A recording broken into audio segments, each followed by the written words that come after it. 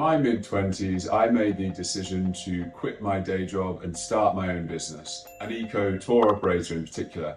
You did what? A year later, I managed to raise investment for $200,000.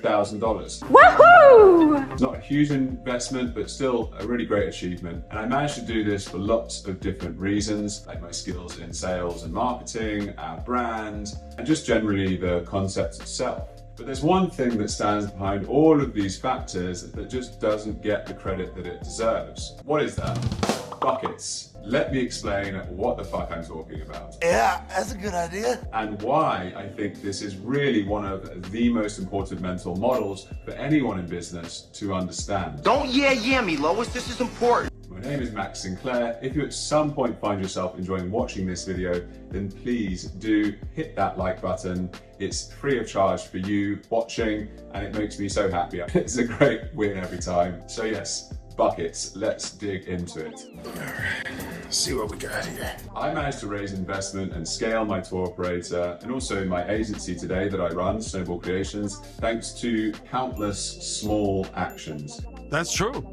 It's the little things. I try to just, focus and keep my routines. You'll probably see me do this hundreds of times, and you'll see me do it hundreds of times again. People really exaggerate the big move that made their business a success. Uber's £10 referral scheme, for example, or Airbnb spamming Craigslist, or in my case, for my eco tour operator, our big thing was this growth hack with Twitter, where we were sending thousands of tweets a day to women with a blog about cute baby animals to get them into our website. These hacks or big moves do make a big difference. There's a reason they happen in the first place, and also the 1,000 other small good decisions that lead to your ultimate success as a business. And that is a system in place that captures these good ideas and then executes on them. We as humans have a never-ending flow of these great ideas. They come to us in the shower, in the back of an Uber, or maybe in like the smoking area of some dingy club, London in my case. It's very often unusual places, as that's where our unconscious gets the kind of freedom to basically go away and think about these things while our conscious mind is busy with other stuff. So you need a system to capture all of these ideas. And so this is where the idea of the bucket came from. When I worked full-time in sales, I would manage leads, from a cold sales call all the way through to a closed deal. So it was a deadly sin to let a lead go missing, or to not log it correctly, or to let it slip into the wrong pipeline status, or miss an email.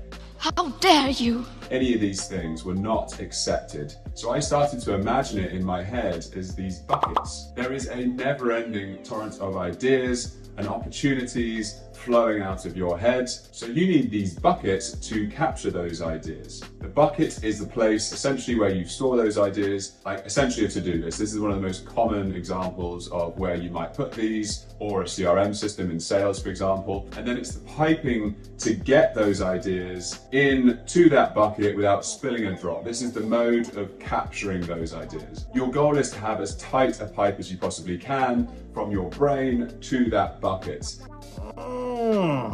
Okay.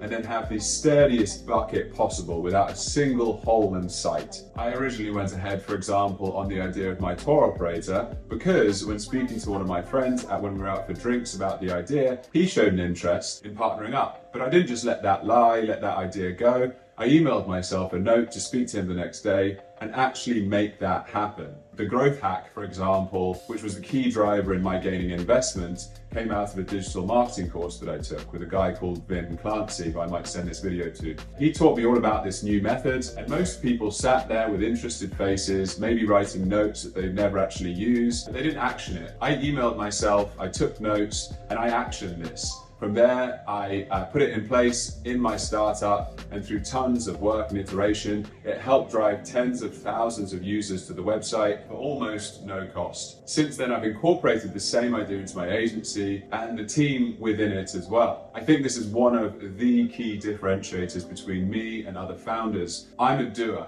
I get a lot done. I'm an executor. Success is born out of the combination of the idea and the execution. So think for yourself how you can build out some better plumbing, essentially. How can you capture the ideas and then through emailing it to yourself, or there's all sorts of great apps nowadays as well. Like one of my friends, Troy, he's building this app called Epiphany where you can capture the idea in a voice note and then send it through into one of your systems. And then how can you store those ideas too in a way that you're actually going to action them? So there's all sorts of options available. I've been thinking about this system and what it looks like for a very long time, as you can imagine, because clearly I'm obsessed. I've had this manual Trello setup that I've used for over 6 years, but I've never felt like it quite does the job. It's not a purpose-built tool. So I've started building my own. I call it Foresight. It's a weekly planner, kind of to-do list app that helps you execute on the grandest ideas that you have whilst living a life that you love.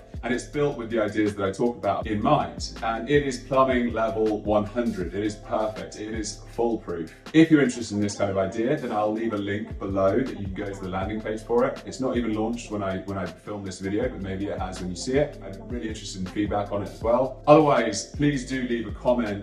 How do you approach kind of capturing your ideas and actually executing on them? I'd really be interested to hear that, especially as I'm building an app around it. And otherwise, I hope this was of interest. I hope that it helps you to execute on your ideas better. And otherwise, I will see you in the next one. You'll probably see me do this hundreds of times, and you'll see me do it hundreds of times again.